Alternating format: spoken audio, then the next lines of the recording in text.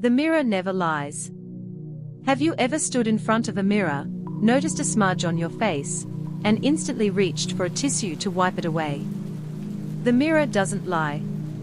It simply reflects what's there. Now here's the question I want you to really sit with. When your heart and mind are clouded, when anger, sadness, or restlessness smudge your spirit, do you take the same care to cleanse it? Most of us don't.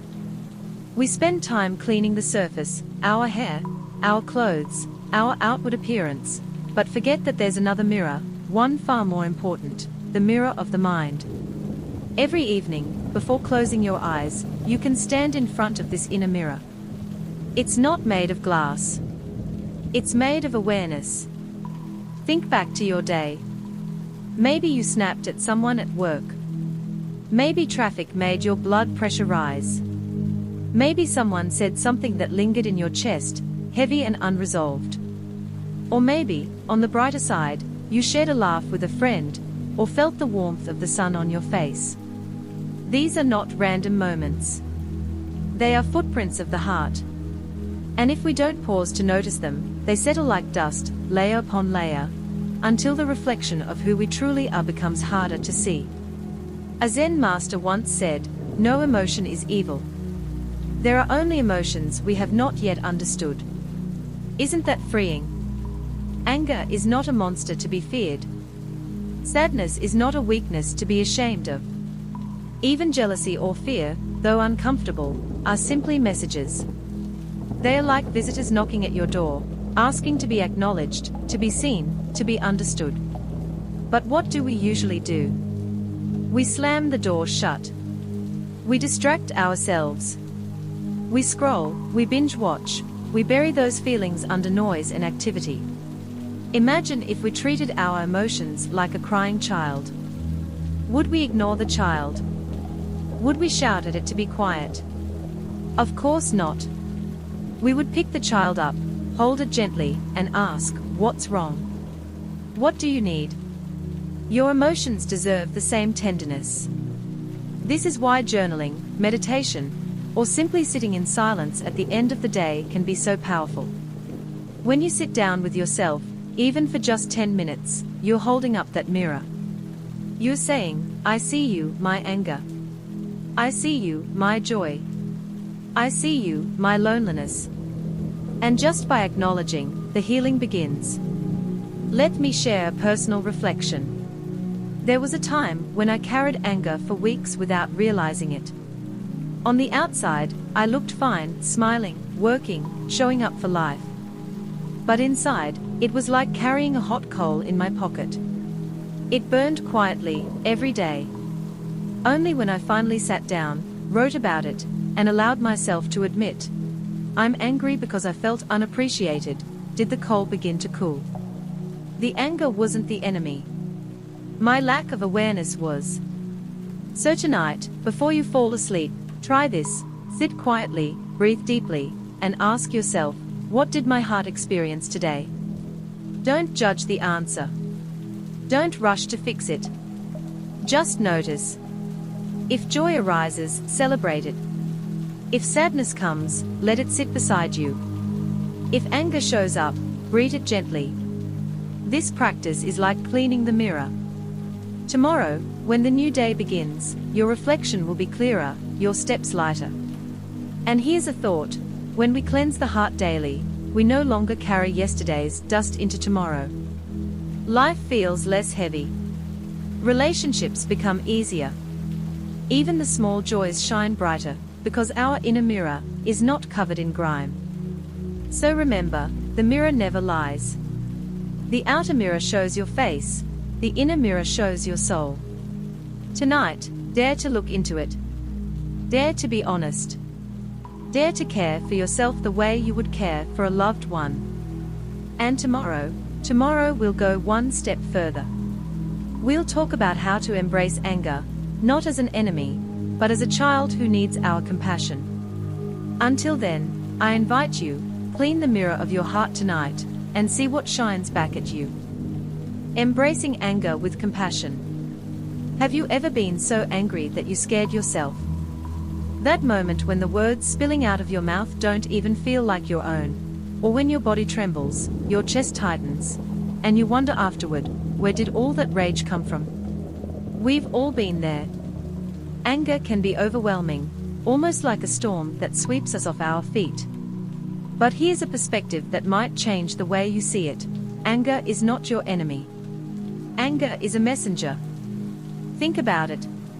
Every time anger rises, it's not simply telling you, you're mad. It's revealing something deeper, a wound, a fear, an unmet need.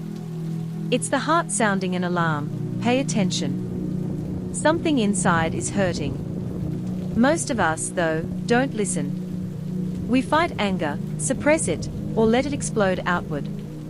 And in both cases, we end up exhausted, regretful, or ashamed. A Zen master once said, anger is like a crying child. You don't punish it, you hold it. Imagine your anger as a little child sitting in the corner, red-faced and sobbing. What does that child need? Not rejection. Not punishment. That child needs someone to notice, to hold, to whisper, I see your pain. When we treat our anger this way, with compassion rather than hostility, it begins to soften. I remember a time when I carried anger towards someone I loved.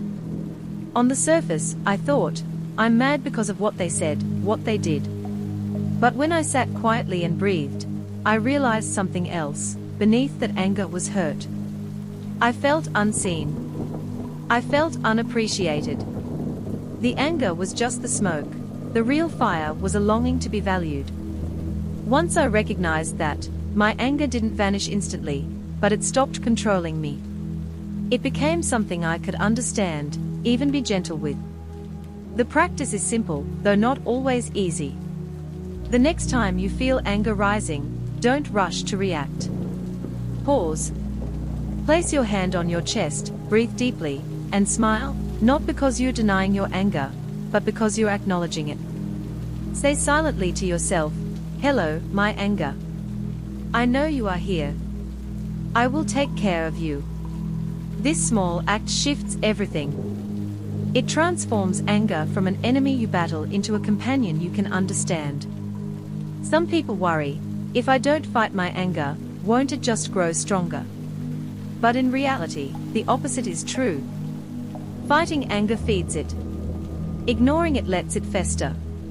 Embracing it with compassion allows it to dissolve, just like clouds drifting across the sky. You don't need to chase them away, they naturally move on when the conditions change. Here's a question for you to reflect on tonight. What was the last moment that truly made you angry? Can you look beneath it and ask, what pain or need was hiding under this anger? If you dare to look deeply, you might find that what you thought was fury was actually sadness, or fear, or longing.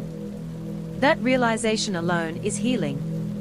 The truth is, anger can even become a teacher. It shows us where our boundaries are, what matters to us, and where we still carry unhealed wounds. When held with compassion, anger doesn't destroy, it illuminates. It tells us, here is where love is most needed.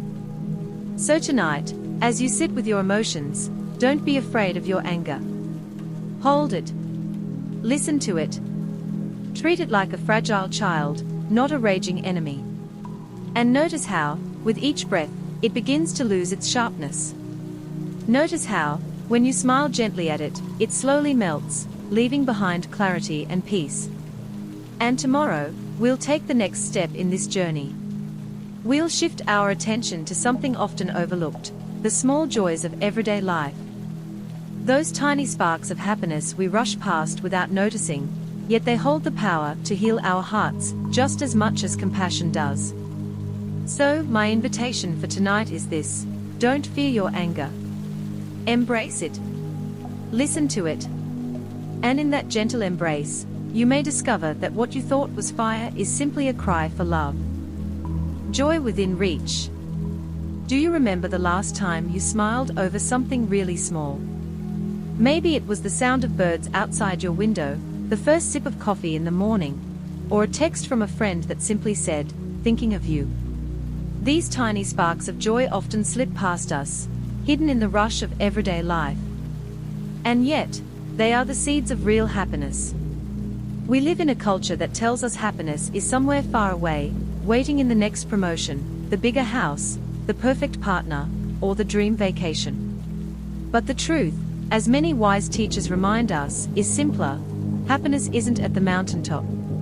It's in the steps we take to climb. It's in the moments we pause and notice what's already here. Take a warm cup of tea, for example. At first glance, it's nothing extraordinary, just leaves, water, and heat. But if you slow down and hold that cup in your hands, feel its warmth seep into your skin, breathe in the aroma, and take a mindful sip, suddenly, that tea becomes a doorway. A doorway into gratitude, presence, and a kind of peace that no external achievement can buy. A Zen master once said, "Happiness is not found in what you desire, but in appreciating what you already have."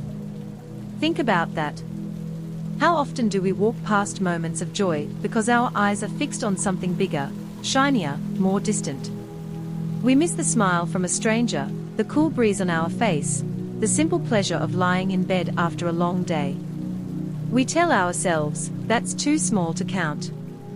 But in reality, it's those very small things that keep us alive inside. Here's something I've noticed in my own life. There were times I was so focused on chasing big dreams that I overlooked the everyday blessings. I thought joy was waiting for me out there. But the more I chased, the more restless I felt. It wasn't until I began writing down 3 small joys each night, just 3, that something shifted. Today, I laughed with my coworker. Today, the rain made everything smell fresh. Today, I had 5 quiet minutes to breathe. That practice didn't erase the stress of life, but it softened it. It reminded me that joy was always within reach, patiently waiting for me to notice. So here's my invitation to you. Tonight, when the day winds down, take a notebook and write down just one small joy you experienced today. It doesn't have to be profound. It could be as simple as, "I enjoyed my lunch." The act of noticing is what matters. Over time, these small joys collect like drops of water, filling a well you can return to whenever life feels dry. And here's a question to carry with you. What if happiness isn't about adding more to your life, but about seeing more of what's already there? What if the joy you're searching for is sitting right next to you, disguised as something ordinary? When you start to see joy this way, life begins to change. Suddenly, waiting in traffic isn't just frustration, it's a chance to listen to your favorite song. Washing the dishes isn't just a chore, it's warm water on your hands, a rhythm, a moment of presence. Even the most routine parts of life hold seeds of joy, if we are willing to notice them. So tonight, pause and ask yourself, what made me smile today? Let the answer be simple. Let it be small. And let it remind you that happiness has always been closer than you thought. And tomorrow, we'll journey into a different space, the world of sadness. We'll explore how to face our sorrows without running away, and why even our darkest feelings have something important to teach us. But for now, hold this thought close, joy is not far away. It's in your hands. It's in your breath. It's right here, waiting for you to see it. Facing sadness without running away. Why is it that when we feel sad, our first instinct is to hide it behind a smile? Maybe it's because we don't want to burden others. Maybe it's because we fear being judged as weak. Or maybe it's simply because we don't know how to sit with sadness without being swallowed by it. But let me offer you another way of looking at it. Sadness is not an enemy you need to fight. It's more like a rainstorm. When the clouds gather and the rain begins to fall, what do we usually do? We rush to find shelter, hoping the storm will pass quickly. Yet no matter how much we hide, the rain still falls. The only difference is whether we stand trembling under it or learn to walk through it with an umbrella in hand. That umbrella is awareness. When sadness comes, awareness allows us to say, I see you. I feel you. You are here. Instead of running from the rain, we walk through it with presence. We get wet, yes, but we are not drowned. One practice that has helped many is journaling. When you feel sadness pressing on your chest, try writing it down. Put it into words, even if those words feel clumsy. I'm sad because I feel left out. I'm sad because something I hoped for didn't happen. I'm sad because I miss someone. Writing doesn't make the sadness vanish, but it gives it form. And once it has form, it feels less like an endless storm, and more like a visitor, who has come to sit with you for a while. Have you ever noticed how we sometimes treat sadness like an uninvited guest? We slam the door in its face, pretending it's not there. But what if, instead, we invited it in, offered it a seat, and said, "Tell me what you need to tell me." Often, the sadness just wants to be acknowledged. Once it is, it softens. It doesn't overstay its welcome. I've experienced this myself. There was a season in my life when I kept burying my sadness under busyness. I told myself, if I just keep working, if I just keep smiling, I'll be fine. But the sadness didn't disappear. It showed up in quiet ways, in fatigue, in impatience, in a dull heaviness I couldn't name. It wasn't until I sat down one night, opened a notebook, and let the tears flow onto the page that I realized sadness wasn't trying to break me. It was trying to teach me about love, about loss, about what mattered most to me. So here's something to reflect on. What if sadness is not a curse, but a reminder of how deeply you care? You don't grieve what doesn't matter. You don't ache for something that never touched your heart. The presence of sadness is proof of the depth of your humanity. Tonight, if sadness is with you, don't hide it.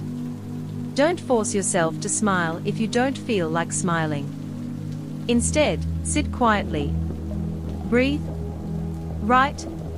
Let the sadness speak. Treat it not as an intruder, but as a teacher who has arrived for a brief visit. And remember, like the rain, sadness doesn't last forever. The storm clouds pass, the sky clears, and life reveals its colors again. Your job is not to stop the rain, but to walk through it with compassion, for yourself, for your heart, for the journey you're on. And tomorrow, we'll take the next step together. We'll talk about forgiveness, the art of letting go, the way it can lift your heart until it feels as light as a cloud. But tonight, let yourself be human. Let yourself feel. Because facing sadness honestly is not weakness, it's the beginning of healing. Forgiveness as freedom. Hook. Think about this for a moment. When someone hurts you, do they really keep you bound? Or is it your own refusal to let go that ties you tighter? Main content. Forgiveness. It's a word we hear often, but few of us truly live. Many people confuse forgiveness with forgetting, as if it means pretending the wound never happened. But true forgiveness is not erasing memory, it is returning your heart to yourself. When you hold onto anger or resentment, it's like gripping a burning coal with the intent to throw it at someone else. The strange thing is, you're the one who gets burned first. Resentment doesn't imprison the other person, it imprisons you. It keeps you circling around the same old pain, again and again, long after the original moment has passed. A Buddhist teacher once said, "Forgiveness is the gift we give ourselves before it ever reaches another." That wisdom has stayed with me. Forgiveness doesn't excuse what happened, but it does free you from being defined by it. It says, "I choose not to let this pain be the center of my life anymore." Think about someone you've struggled to forgive. Maybe they betrayed your trust. Maybe they left you when you needed them most. Maybe it was just careless words that cut deeper than they realized. Even now, if their name crosses your mind, you might feel your chest tighten or your breath catch. That's the weight of carrying resentment. But here's the paradox. The act of forgiveness is not really for them, it's for you. Forgiveness doesn't mean you need to reconcile. It doesn't mean you must welcome them back into your life. It simply means you're releasing yourself from the chains of the past. I remember once hearing a story of two monks who were traveling together. They came across a woman who needed help crossing a river. One monk lifted her onto his back, carried her across, and then set her down. Hours later, as they walked in silence, the other monk finally burst out, "Why did you carry that woman? We are monks, we are not supposed to touch women." The first monk smiled and said, "Brother, I set her down by the river hours ago. Why are you still carrying her?" That's what resentment does, it makes us carry things long after they've left our hands. Forgiveness is the act of setting them down. If you try tonight, in your emotional journal, write down one person or situation you've struggled to forgive. Then ask yourself, what is it costing me to hold onto this pain? The answer may surprise you.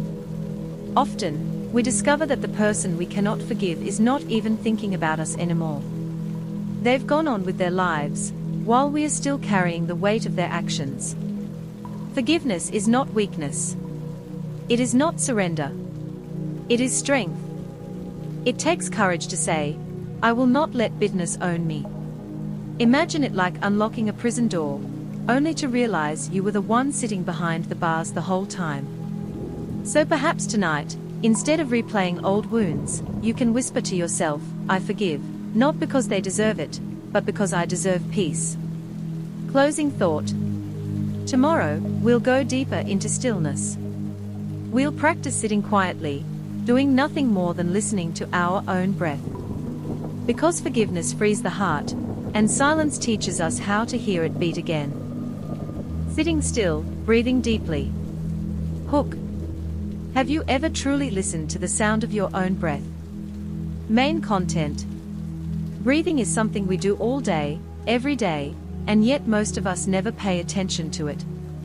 It's almost too simple, too ordinary. But within that ordinary act lies a secret doorway. Breath is the bridge between body and mind. It's the quiet thread that holds our scattered selves together. When the mind is restless, spinning with worries, anger, or regret, it often feels like there's no escape. But the breath is always here, always waiting. The Buddha once said that just one mindful breath is already a step on the path of liberation. And that's not poetry, it's practice. Think about the last time you felt overwhelmed. Maybe your heart was racing, your chest tight, thoughts running faster than you could keep up with. In that moment, did you notice your breath?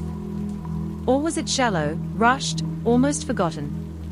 Now imagine if, instead of being carried away by the storm of thoughts, you paused and took just one deep, conscious breath. In that instant, you are no longer lost. You are here. You are alive. That breath becomes an anchor, holding you steady while the storm passes. I once heard a story of a man who went to a Zen master, complaining that his life was too stressful. He wanted peace, but no matter what he did, he felt restless. The master simply asked, "Do you know how to breathe?" The man laughed, "Of course, everyone breathes." The master shook his head, "No. Everyone inhales and exhales, but very few actually breathe. Breathing here doesn't just mean oxygen filling your lungs. It means arriving with each breath. Feeling the air enter, feeling it leave, and letting it remind you, I am alive right now." Tonight, in your emotional journal, you might try something different. Instead of only writing words, sit quietly for a few minutes first. Place one hand on your chest, the other on your belly, and simply notice the rise and fall. If thoughts appear, don't push them away. Let them float in and out, like clouds drifting across the sky. Keep returning, gently, to the breath. And then, when you write, see if your words flow differently, maybe calmer, maybe softer. We often chase after peace as if it were a distant goal, another achievement, another summit to reach. But peace is not far away. It's right here, in the rhythm of a single breath. Every inhale carries life into you, every exhale releases what you no longer need. Breath is both a beginning and a letting go, over and over again. So the next time you feel lost, remember this simple truth: your breath is always available. It doesn't judge, it doesn't demand, it doesn't abandon you. It simply waits for you to notice. Closing thought. Tomorrow, we will explore the hidden power of silence. Because once we learn to follow the breath, silence becomes not emptiness, but fullness, a space where the soul can finally rest. The power of silence. Hook. Silence is not empty. Silence is full. Main content. We live in a world that rarely pauses. There's always background noise, conversations, traffic, notifications buzzing on our phones, the hum of daily life. And yet, when we allow ourselves to step into silence, something extraordinary happens. Silence isn't a void. It isn't absence. It's presence, alive, rich, overflowing with meaning. In silence, you begin to notice the smallest things: the rhythm of your heartbeat, the song of a bird outside your window, even the soft hum of your own breath. And beyond these sounds, something deeper begins to emerge: the voice of your own soul, a whisper we often drown out in the noise of our days. Have you ever sat in a quiet room and suddenly felt uncomfortable, even restless? Many people rush to fill that space with music, with conversation, with distractions. But the truth is, silence can feel unsettling because it holds up a mirror. It reflects what we've been avoiding: our fears, our doubts, even our unspoken desires. And yet, if we stay with it, if we gently breathe and allow silence to hold us, that same mirror becomes a window into clarity, peace, and a sense of being at home with ourselves. I remember once sitting in a monastery during a silent retreat. At first, the stillness felt heavy. My mind kept racing: this is boring. I should be doing something. I need to check my phone. But as the hours passed, something shifted. I began to notice details I had never paid attention to: the way sunlight danced across the floor, the quiet smile of a monk sweeping the yard, the sound of my own footsteps echoing in the hall. Silence didn't feel empty anymore. It felt alive, almost sacred.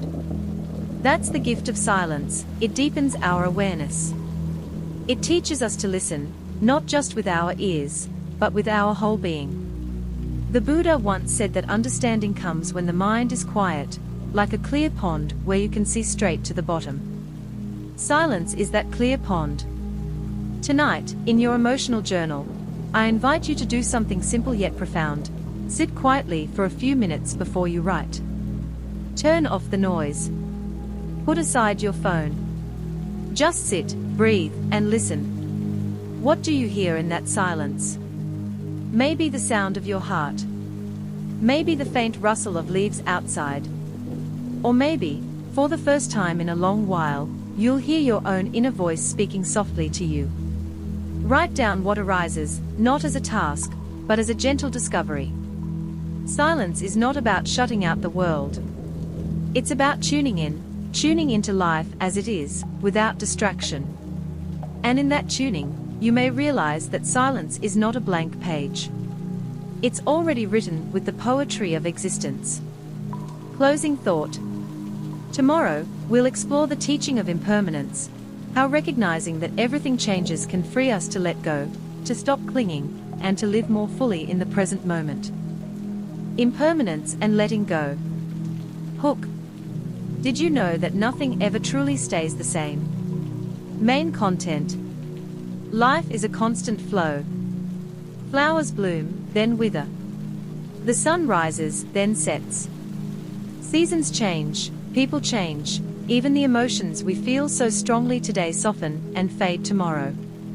This is the truth of impermanence, a truth that can feel heavy at first, but in reality, it's one of the most liberating teachings we can embrace. We often struggle because we want things to last. We want joy to stay forever, relationships to never change, loved ones to never leave, youth to remain untouched. And yet, when we cling, suffering grows. Imagine holding onto a handful of sand. If you squeeze too tightly, it slips through your fingers. Life is the same. Impermanence isn't about loss. It's about renewal. Every ending creates space for a new beginning. The falling of autumn leaves makes way for spring blossoms. The setting of the sun makes dawn possible. Even our struggles are impermanent. The grief that feels unbearable today will soften over time. The anger that burns hot will eventually cool. When we remember this, we find the courage to endure the storms, knowing they won't last forever. The Buddha often compared life to a river. You can't step into the same river twice, because the water is always moving. Likewise, you are not the same person you were yesterday, and tomorrow you will not be the same as today. That constant change is not something to fear, it's something to honor. Think about your own life. How many moments once felt permanent? Your first heartbreak, a job you thought you'd never leave, a fear that seemed endless, yet eventually transformed. Looking back, can you see how impermanence allowed you to grow, to heal, to become who you are now? When we accept impermanence, we learn to let go. Letting go doesn't mean indifference, or not caring. It means opening our hands, softening our grip, and allowing life to move naturally. We can still love deeply, but we love with awareness, knowing that because everything changes, every moment becomes more precious. A shared laugh, a kind word, even a simple meal together can feel like a gift when we realize it won't come again in the same way. Tonight, in your emotional journal, write about something in your life that has changed, something you once resisted, but now you can see the gift it brought. It might be a loss that opened new doors, or a change that taught you strength.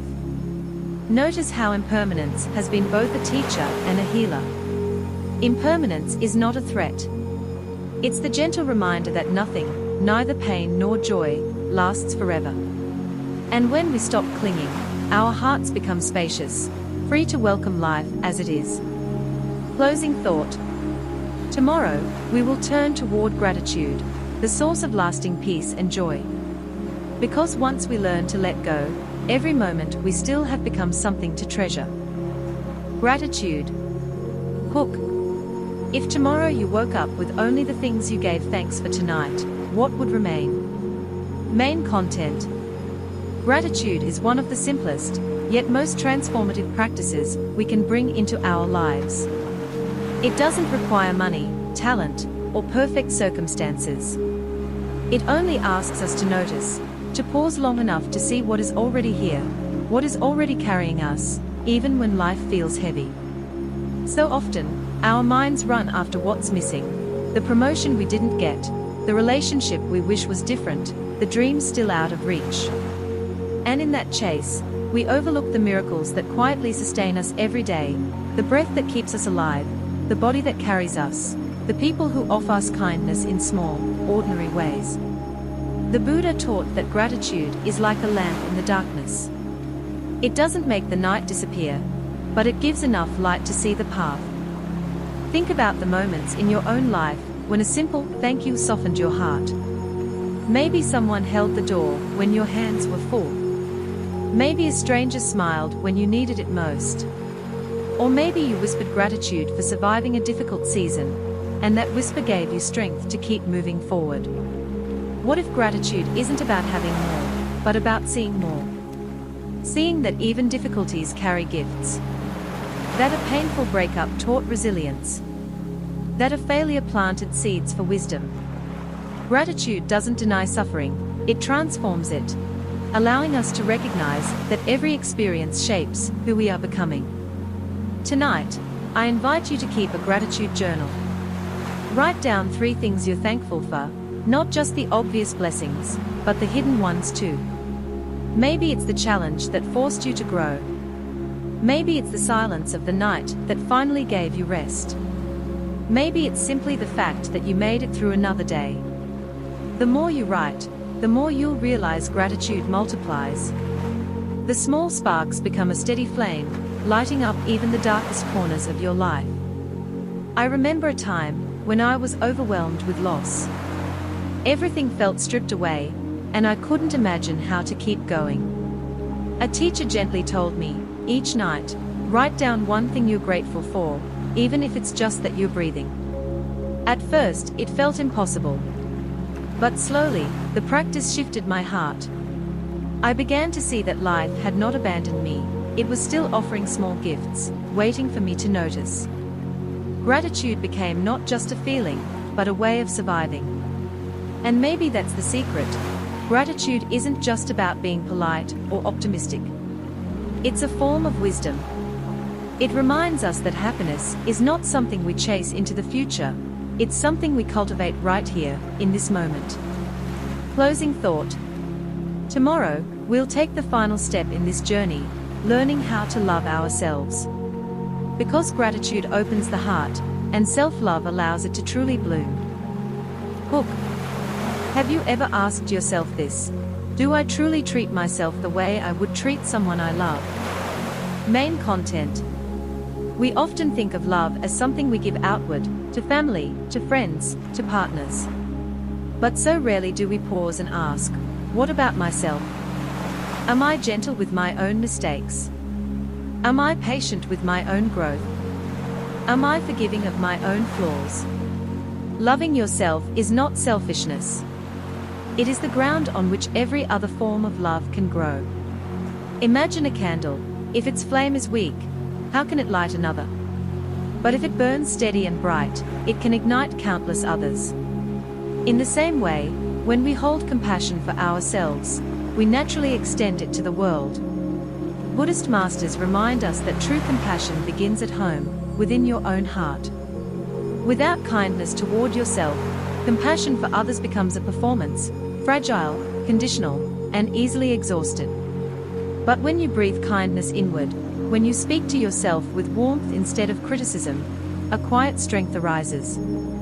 Suddenly, you discover you can forgive more easily, you can listen more deeply, you can love without fear of depletion. Think about it. How many times have you pushed yourself relentlessly, chasing perfection, only to collapse into self-blame? And how different would life feel if, in those moments, you could simply whisper to yourself, it's okay. I'm still learning. I am enough. Self-love is not indulgence. It's a form of care that says, I matter too. It's choosing rest when you are tired, setting boundaries when your spirit is stretched thin, nourishing your body with food that truly supports you, and your mind with thoughts that uplift rather than tear down. When we embrace ourselves with compassion, we are not only healing our own wounds, but also softening the world. Because a person who knows how to love themselves will never weaponize love against others. They understand that to care for oneself is to care for the whole, for when your heart is full, it spills over effortlessly into the lives around you. Closing. And so, this circle closes, from gazing into the mirror of the heart, to arriving here, holding ourselves tenderly. This is not the end, but the beginning of a new journey. For tomorrow, another path opens, another step in this unfolding story of being alive.